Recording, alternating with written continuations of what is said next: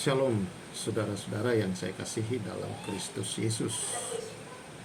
Hari-hari ini kita sedang memperingati akan hari raya kebangkitan daripada Tuhan Yesus Kristus dari antara orang mati. Ada 3 peristiwa yang diperingati terakhir ini oleh orang percaya di dalam Yesus, yaitu Kamis Putih, lalu ada Jumat Agung, dan kemudian ada Paskah atau kebangkitan Yesus Kristus. Nah, kita akan berbicara bersama-sama tentang kebangkitan Yesus.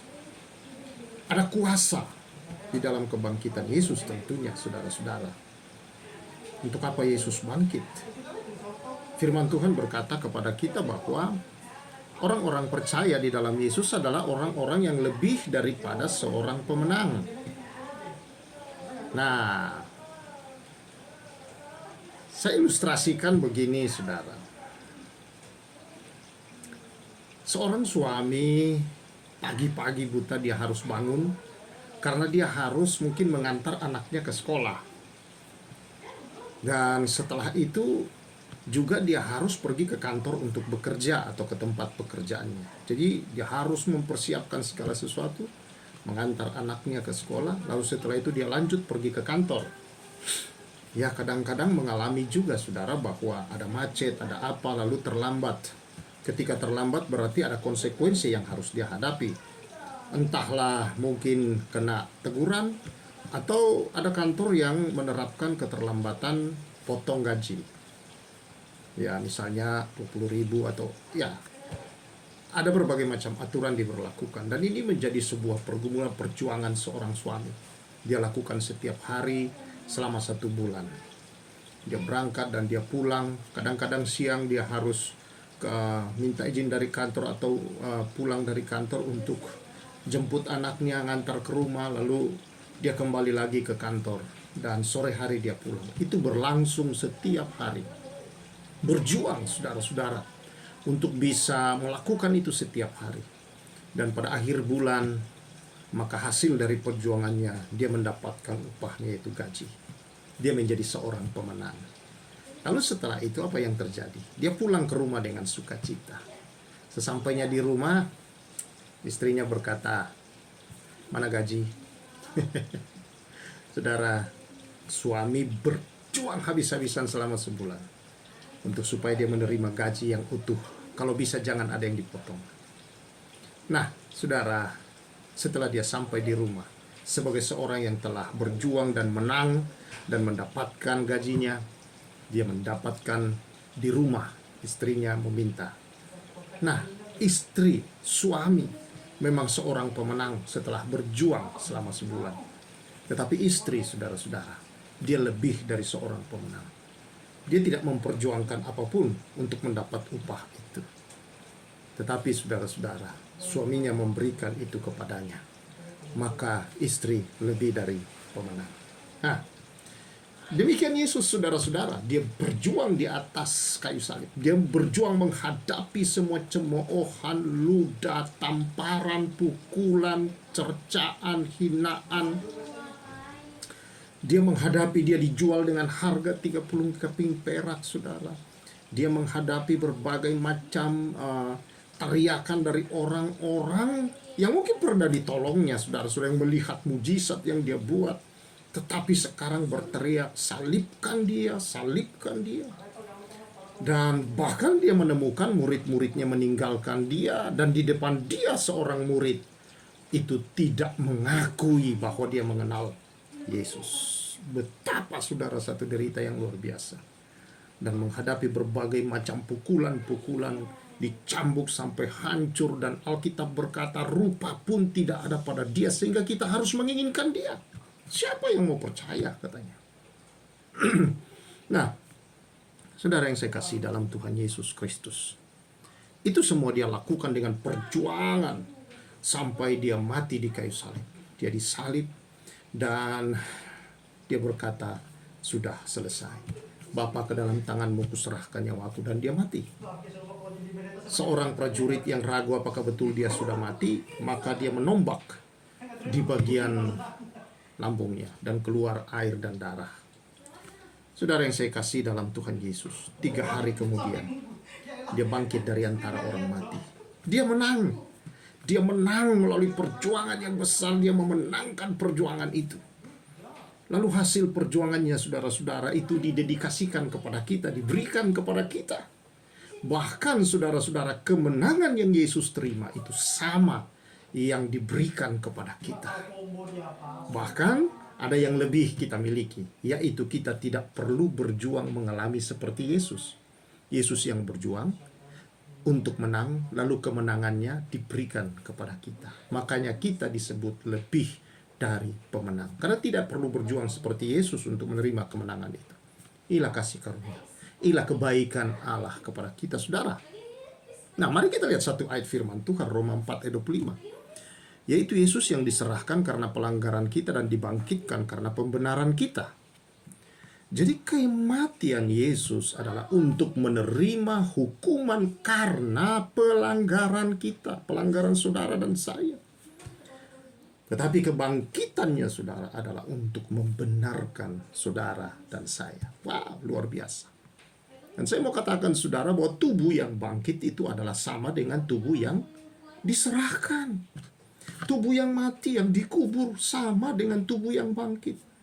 Hanya perbedaannya saudara bahwa tubuh yang diserahkan untuk mati di salib itu adalah tubuh yang dikuasai dan dipenuhi dengan dosa, kesalahan, kejahatan, derita, sengsara, kesesatan, pemberontakan, dan penyakit segala macam, segala penyakit dan segala siksaan itu, dan segala tekanan-tekanan batin, luka batin, dan semua yang hancur pada hidup manusia.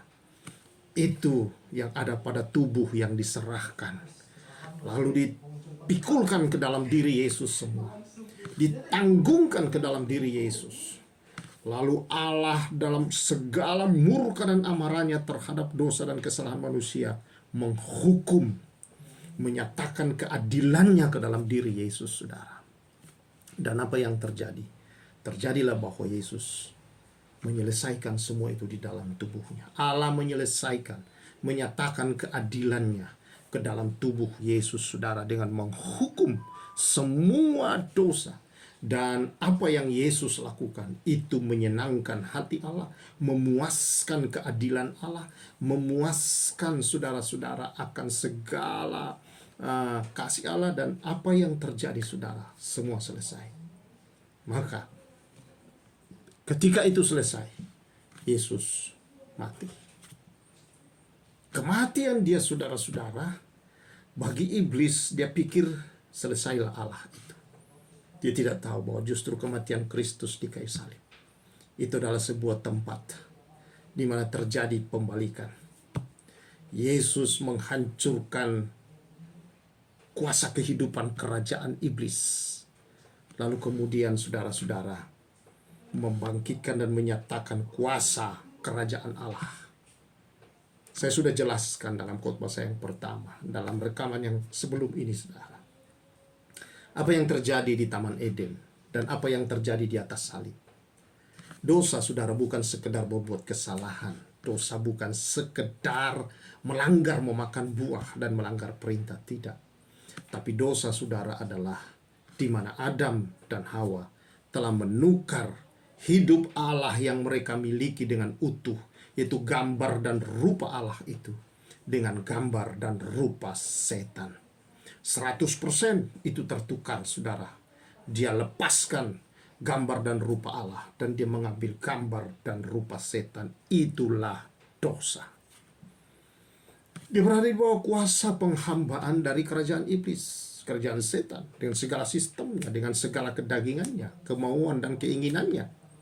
Manusia berada, saudara-saudara, di bawahnya. Tetapi karena kasih Allah, maka Tuhan menyatakan anugerah yang besar. Dosa harus dihukum.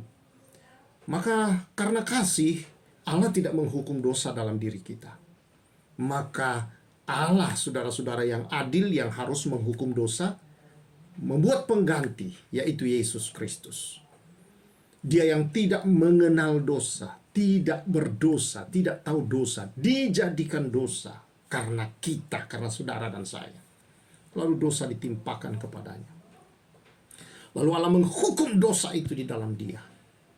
Lalu kemudian saudara-saudara, bahwa setelah selesai hukuman atas dosa di dalam tubuh Yesus, Yesus mati. Yesus mengalahkan kuasa dosa dalam kematian itu. Yesus masuk memproklamirkan kemenangan itu ke dalam alam orang-orang yang sudah mati.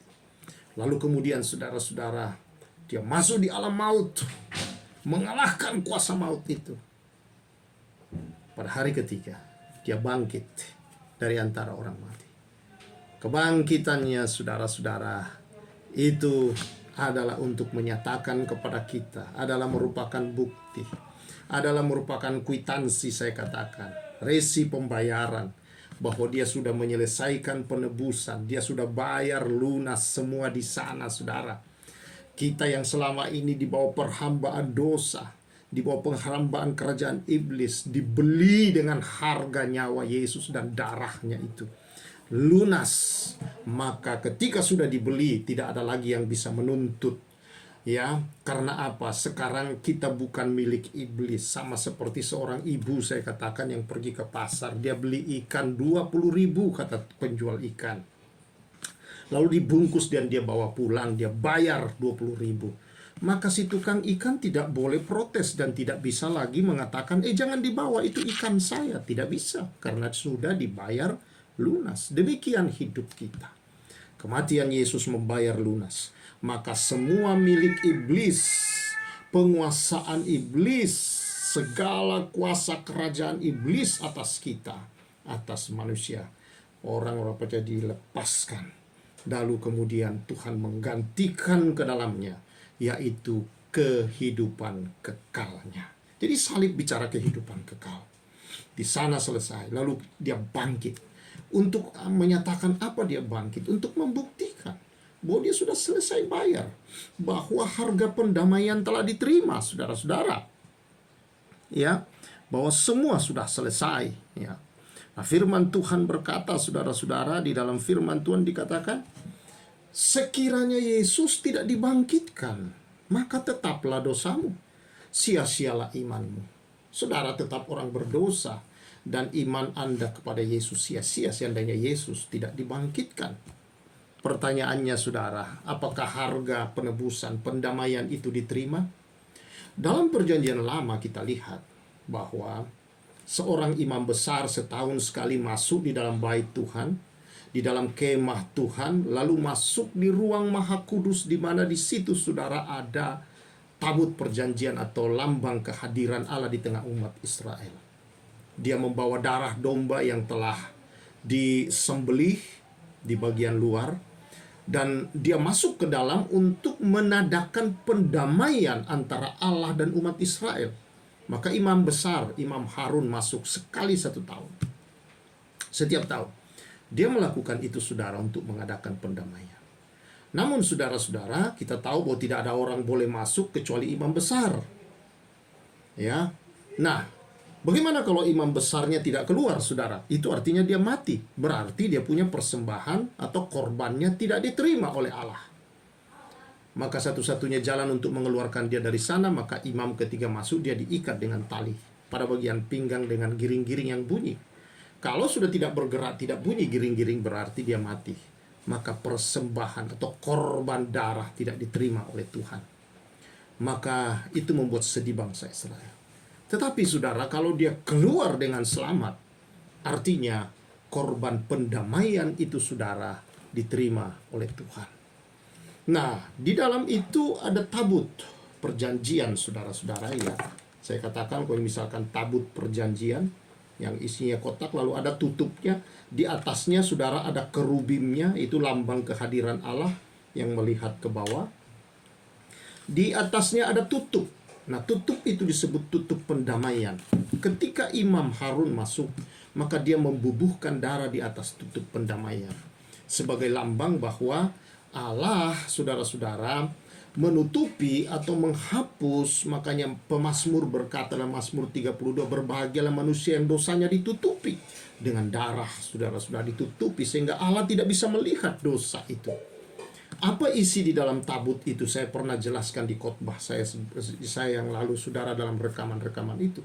Bahwa di dalamnya, saudara-saudara, itu adalah isinya adalah ada tongkat Harun, ada manna, dan juga di sana, saudara-saudara, terletak 2 loh hukum batu itu. Batu yang ditulisi hukum Allah di sana, saudara. Semua ini lambang dosa manusia. Tongkat Harun adalah lambang daripada penolakan kepemimpinan manusia terhadap Allah. Dan manna adalah lambang daripada penolakan manusia terhadap persediaan Allah. Jadi mereka maunya yang berusaha sendiri.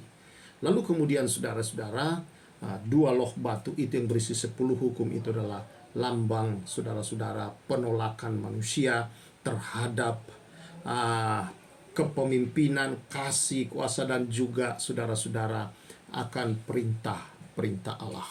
Nah, dosa. Tetapi ada tutup pendamaian di atas, dibubuhi darah. Dengan demikian, maka kerup yang menghadap ke bawah itu yang lambang kehadiran Allah tidak bisa lagi melihat dosa itu karena ada darah. Dan kalau persembahan darah diterima, maka Imam Harun keluar dengan selamat, tidak mati. Maka bangsa Israel akan bersorak. Demikian juga, saudara-saudara, Yesus Kristus, anak domba Allah itu, yang telah disembelih itu, saudara. Kalau seandainya Yesus tidak keluar dari kubur, artinya tidak bangkit, maka berarti, saudara, korban perdamaian antara kita dengan Tuhan ditolak oleh Tuhan. Syukur kepada Allah bahwa Yesus bangkit pada hari yang ketiga. Artinya apa? Artinya bahwa korban diterima sempurna oleh Allah. Maka yang terjadi, saudara-saudara, manusia kita telah diperdamaikan dengan Allah. Di sini, saudara-saudara, maka iblis tidak punya lagi akses atas hidup kita. Tidak punya lagi penguasaan atas hidup kita yang percaya. Tidak punya lagi kuasa untuk melakukan terhadap kita, saudara, apapun terhadap kita. Karena kita bukan lagi milik Dia. Allah telah menerima korban pendamaian itu. Maka Allah menerima kita kembali seperti anak yang terhilang yang kembali ke rumah, saudara-saudara. Maka itulah yang Tuhan lakukan. Yesus menceritakan itu, saudara, anak yang terhilang kembali ke rumah. Apa yang Bapaknya lakukan? Bapa menerima, saudara, dia dipeluk, dicium, saudara-saudara, diberikan cincin sebagai meterai, saudara, ya. Zaman dulu kerajaan sebagai tanda meterai yang artinya tidak bisa seorang pun mengubahkan situasi yang ditetapkan oleh si raja, ya. Kalau sudah dimeterai, ya, kalau kita sekarang caplah dengan meterai 10.000 dan cap, saudara-saudara, cap kerajaan atau cap jempol atau stempel, saudara, maka itu sah. Maka dia diberi meterai, saudara, diberi cincin, tanda kasih, tanda meterai, tanda, saudara-saudara, kepemilikan. Kalau orang menikah diberi cincin bahwa tanda kesatuan, menyatunya kembali, ya, tanda di mana mereka menjadi satu, diterima. Kita diterima sebagai anak kembali. Kita anak, saudara-saudara, dikasihi, diterima oleh Allah. Lalu apa yang dilakukan oleh Allah setelahnya? Dia beri jubah yang baru, yang terbaru. Jubah yang lama itu sudah tidak ada. Makanya dikatakan yang ada dalam Yesus dialah ciptaan yang baru. Yang lama sudah berlalu, sesungguhnya yang baru sudah datang. Tapi kan saya masih marah-marah, Pak Pendeta. Saya kadang-kadang masih melakukan itu. Ya, tapi itu bukanlah Anda yang sesungguhnya. Kesadaran Anda akan siapa Anda, status yang baru, pribadi yang baru di dalam diri Anda, itulah yang akan bisa mengubah Anda dari sehari ke sehari. Dan itulah yang harusnya kita sadari. Kita tidak lagi menyadari akan siapa kita yang terlahir saya sebagai Samuel, bukan. Rasul Paulus berkata, aku hidup bukan aku, Kristus. Kesadaran kita akan penebusannya, kesadaran kita akan karya Kristus, itulah, saudara, yang membuat kita tahu. dan senantiasa dapat hidup seperti yang seharusnya siapa kita sesungguhnya. Kalau engkau masih main pukul, marah, masih gebrak meja, masih keluar perkataan kotor, sebenarnya itu bukan Anda yang sesungguhnya. Anda tidak sadar siapa Anda sebenarnya kalau begitu dalam Kristus. Tapi kalau Anda tahu siapa Anda di dalam Kristus, Anda akan berkata, Tuhan terima kasih bahwa saya manusia baru di dalam Engkau. Saya bukan seorang yang pemarah, saya bukan penzina, saya bukan ini, tetapi saya adalah anak-Mu. Saya telah memiliki hidup baru. Saya adalah seorang yang benar di mata-Mu. Saya seorang suci di mata-Mu. Saya layak di hadapan-Mu selalu. Saya mulia di mata-Mu. Itulah saya, Tuhan. Dan saya tidak menukar dengan semua yang tidak mulia. Haleluya. Inilah identitas kita yang baru di dalam Kristus, saudara-saudara. Itulah yang Yesus lakukan terhadap kita, saudara-saudara. Iman, percaya kita tidak akan sia-sia di dalam Dia kalau dengan demikian. Itulah Yesus bangkit untuk memberi kita hidup yang baru. Dia mengaruniakan semua di dalam kita. Kehidupan kerajaan iblis dilepaskan. Lalu Dia memberikan kehidupan yang baru, membenarkan kita. Jadi kematian Yesus, Dia diserahkan karena pelanggaran kita, tetapi Dia dibangkitkan untuk pembenaran kita. Pendamaian diterima. Ketika Yesus bangkit, maka berarti Tuhan menerima pendamaian antara kita dengan Tuhan. Puji Tuhan untuk hal ini semua, saudara-saudara. Bahwa imam besar yang sesungguhnya Yesus Kristus tidaklah mati terus. Dia bangkit dari antara orang mati. Itu adalah bukti, tanda bahwa pendamaian dengan Allah sudah diterima Allah. Kita diterima, kita dikasihi, kita berguna di mata Tuhan, kita layak di hadapan Allah. Kita, saudara-saudara, senantiasa benar dan kudus di mata Allah. Karena itu hiduplah sebagaimana seharusnya dan sebagaimana sesungguhnya Anda di dalam Yesus Kristus Tuhan. Nah, Roma 10 ayat 3 berkata begini.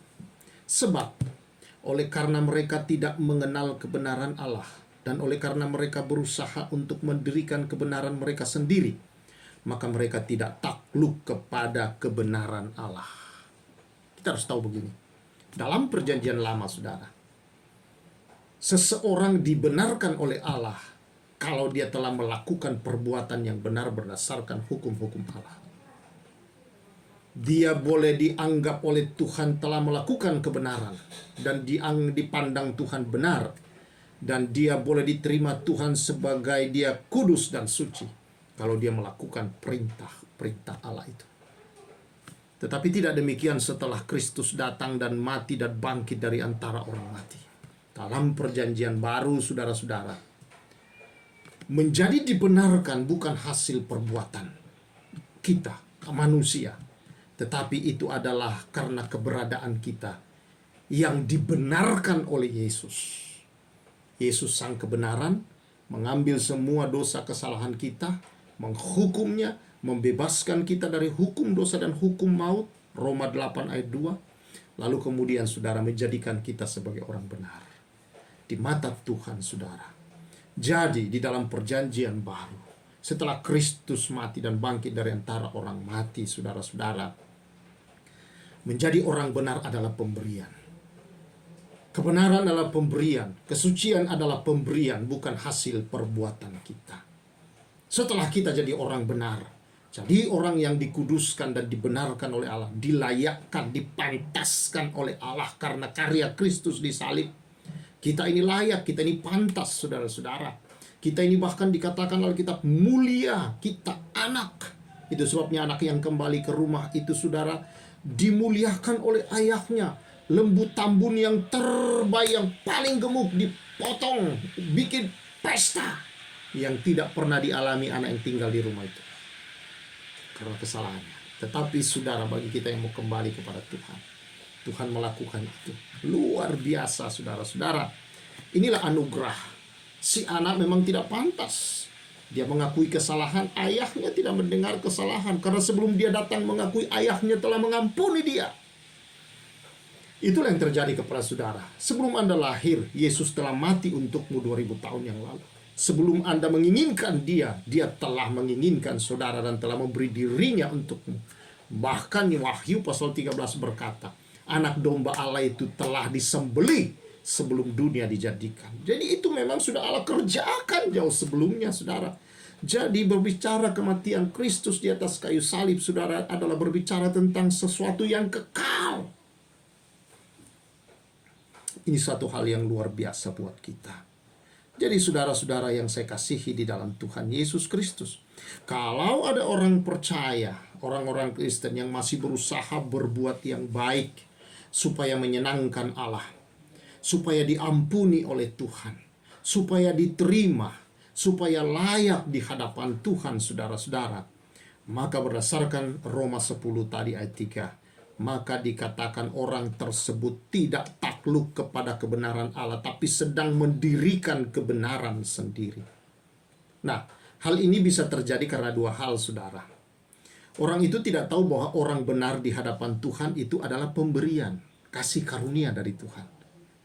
Yang kedua, kemungkinan juga adalah karena orang ini tidak mau percaya kasih karunia atau itu adalah pemberian, sehingga dia mendirikan kebenaran sendiri, bahwa kita harus berbuat.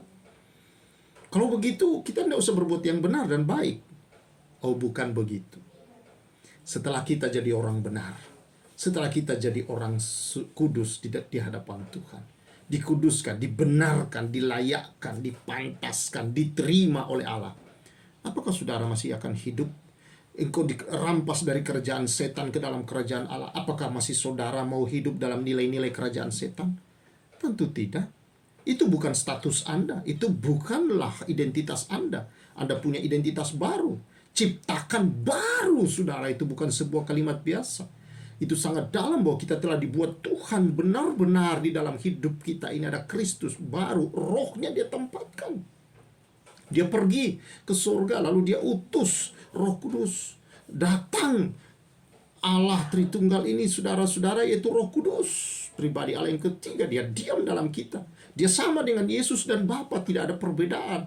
Dia membawa kehidupan yang baru, yang Tuhan dulu karuniakan. Kita dijadikan kembali menurut gambar dan rupa Allah. Jadi tentunya setelah kita menerima itu, barulah kita berbuat baik dan benar. Perbuatan baik ketika kita masih dalam dosa belum mengalami Kristus, saudara, itu sama seperti kain kotor di tangan Tuhan. Tidak ada gunanya. Karena manusia yang dalam dosa 100% tidak ada yang baik padanya, kata Alkitab Roma 3. Tidak ada yang berguna manusia itu. Tidak ada yang berakal budi. Tidak ada yang mencari Allah. Jadi, buat apa kita berbuat baik? Perbuatan baik kita itu kotor di mata Tuhan kalau kita masih dalam dosa, tidak mengenal Yesus. Tetapi dalam kasih karunia, ketika dia sudah benarkan, dia ganti status kita jadi orang benar dan orang kudus, maka saudara, sekarang kita betul-betul adalah orang yang harus dan hidup. Style kita adalah memang kebaikan, style kita adalah kekudusan. Itulah kita di dalam Kristus Yesus. Inilah yang benar seharusnya. Saudara-saudara yang saya kasihi dalam Tuhan Yesus. Ayat terakhir berkata, sebab jika dosa satu orang, maka maut berkuasa oleh satu orang itu. Maka lebih benar lagi mereka yang menerima kelimpahan kasih karunia dan anugerah kebenaran akan hidup dan berkuasa oleh karena satu orang itu, yaitu Yesus. Oleh satu orang manusia berdosa, yaitu Adam dan Hawa. Dosa Adam. Lalu kemudian saudara-saudara, oleh satu orang, memang manusia adalah benar. Kalau manusia berdosa karena satu orang, itu Adam. Tetapi ada yang lebih benar lagi, saudara, yaitu kita menerima kelimpahan kasih karunia dan anugerah kebenaran. Dibenarkan. Bukan hanya dibenarkan, tetapi kembali menjadi hidup berkuasa. Seperti Adam dan Hawa ketika dia belum jatuh dalam dosa, berkuasa atas semua. Dia memiliki gambar dan rupa Allah. Bisa lihat di dalam rekaman yang sebelumnya. Maksud itu. Karena apa kita menerima itu kembali? Oleh karena satu orang juga, yaitu Yesus Kristus. Dosa punya kuasa yang hebat, tetapi jauh lebih berkuasa hidup Yesus yang diberikan kepada kita ketika dia lepaskan itu disalib untuk kita. Dia mengambil hidup kesalahan dan pelanggaran kita. Puji Tuhan untuk hal ini. Hidup saudara bukan hidup biasa. Hidup yang berkuasa, berkualitas. Saudara hidup dalam anugerah ilahi. Iblis tidak punya kuasa. Engkau tidak lagi diperhamba dan dikuasai dosa dan keinginan nafsu. Tapi engkau adalah anak-anak Allah yang kekasih. Kau mulia, kau berharga. Engkau sangat dikasihi Tuhan. Dan itu sebabnya dia mau gantikan engkau dengan nyawa manusia itu, Yesus Kristus. Karena hargamu sangat mahal.